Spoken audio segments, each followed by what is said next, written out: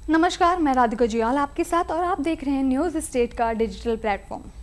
8वें वेतन आयोग को लेकर केंद्रीय कर्मचारियों और पेंशनर्स के बीच उम्मीदें लगातार बढ़ रही हैं।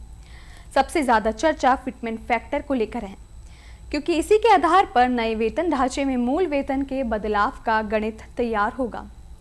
कर्मचारी संगठनों की ओर से इस बार 3.83 फिटमेंट फैक्टर की मांग रखी गई है।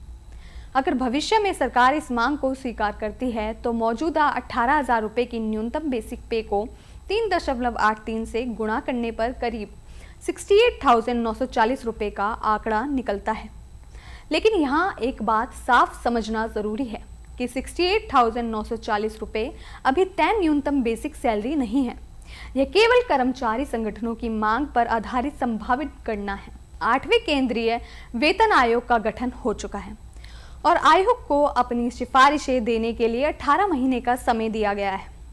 आयोग अलग अलग कर्मचारी संगठनों, पेंशनर्स और दूसरे हितधारकों से सुझाव ले रहा है। इसीलिए अभी सबसे बड़ा सवाल यही है कि अंतिम फिटमेंट फैक्टर कितना तय होगा। अब आसान भाषा में समझिए कि फिटमेंट फैक्टर आखिर है क्या और इसका असर वेतन पर कैसे पड़ता है। फिटमेंट फैक्टर एक गुणक है जिसके जरिए मौजूदा मूल वेतन को नए वेतन ढांचे में संशोधित किया जाता है। 7वें वेतन आयोग में 2.57 का फिटमेंट फैक्टर लागू किया गया था और उस समय न्यूनतम बेसिक पे 7,000 रुपये से बढ़कर 18,000 रुपये हुई थी। अब 8वें वेतन आयोग के लिए कर्मचारी संगठनों की ओर से 3.83 फिटमेंट फैक्टर की मांग रखी जा रही है। 18,000 रुपये को अगर 3.83 से गुणा करें तो 68,940 रुपये आता है। यानी अगर यही फिटमेंट फैक्टर स्वीकार होता है तो न्यूनतम मूल वेतन में बहुत बड़ा उछाल दिखाई देगा। लेकिन इसका मतलब यह नहीं है कि हर कर्मचारी की कुल मासिक सैलरी सीधे 68,940 रुपये हो जाएगी। यह मूल वेतन की गणना है। वास्तविक वेतन में महंगाई भत्ता और दूसरे भत्ताओं की अलग अलग भूमिका होती है और नए वेतन आयोग के नियमों के अनुसार उनका निर्धारण किया जाएगा। यही वजह है कि 68,940 रुपये को फिलहाल संभावित आंकड़ा ही माना जाना चाहिए। सरकार की ओर से अभी इस आंकड़े पर अंतिम मोहर नहीं लगी है। अगर पिछले वेतन आयोगों का इतिहास देखें तो हर आयोग के साथ कर्मचारियों के वेतन ढांचे में बदलाव हुआ है।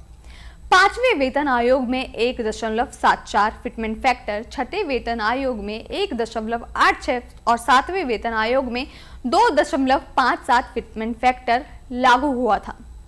7वें वेतन आयोग के बाद से केंद्रीय कर्मचारियों की न्यूनतम बेसिक पे 18,000 रुपये है।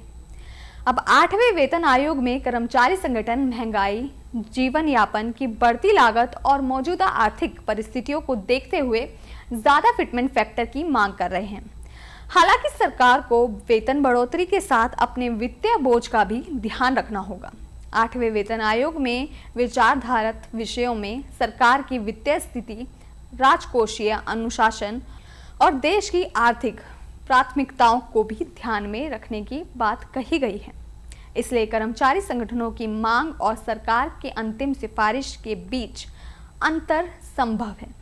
फिलहाल 8.3 फिटमेंट फैक्टर एक मांग है, कोई सरकारी फैसला नहीं।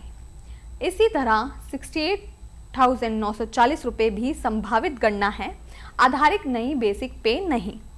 तो कुल मिलाकर कर्मचारियों और पेंशनर्स के लिए तस्वीर क्या है? उम्मीदें जरूर बड़ी हैं और 3.83 फिटमेंट फैक्टर की मांग पूरी होने पर मूल वेतन में भारी बढ़ोतरी का गणित सामने आता है। लेकिन अंतिम फैसला 8वें वेतन आयोग की सिफारिशों और केंद्र सरकार की मंजूरी के बाद ही साफ होगा। इसलिए अभी 68,940 रुपये की बेसिक सैलरी को पक्की खबर मानना सही नहीं होगा। हमारी राय में कर्मचारियों की मांग और सरकार की वित्तीय क्षमता के बीच संतुलन बनाना जरूरी है, ताकि वेतन में वास्तविक राहत भी मिले और व्यवस्था पर असामान्य वित्तीय दबाव भी न आए। आने वाले समय में फिटमेंट फैक्टर को लेकर तस्वीर और साफ हो सकती है। इस खबर पर आपकी क्या राय है, हमें जरूर बताएं। देखते रहिए न्यूज स्टेट यूपी का डिजिटल प्लेटफॉर्म। नमस्कार।